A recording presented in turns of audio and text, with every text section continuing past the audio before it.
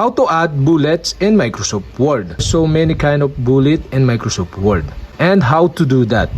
For my example, I add a bullet on this one of my sentence here. And you'll have to do is put the arrow on the front of the sentence and go to home page menu, go to paragraph section, and you can see here the bullet icon here. So you can click this and now you can see here a bullet on the front of the sentence. And if you want add more bullet or add all bullet per sentence, okay, you'll have to do is highlight the text or sentence you want to add a bullet.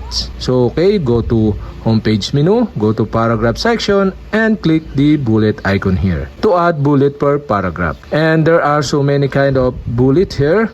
For my example, I add bullet on this sentence below. So you'll have to do is put the arrow on the front of the sentence and go to home page menu, paragraph section, and you can see here the bullet icon here. On the right side of this, you can see the bullet arrow down. So you can click this and you can see here the bullet library. Okay, you can see the bullet, hollow bullet, small black square, small white square, star, right arrow, and many more. So okay, for my example, I add bullet on this sentence, the right arrow bullets. And if you want to remove all bullets on your sentence, okay, highlight the text or sentence you want to remove this bullet and go to home page menu, go to paragraph section, and beside the bullet you can see the arrow down, click the arrow down, and here you can see the none button below. So you can click this to remove all bullets on your sentence.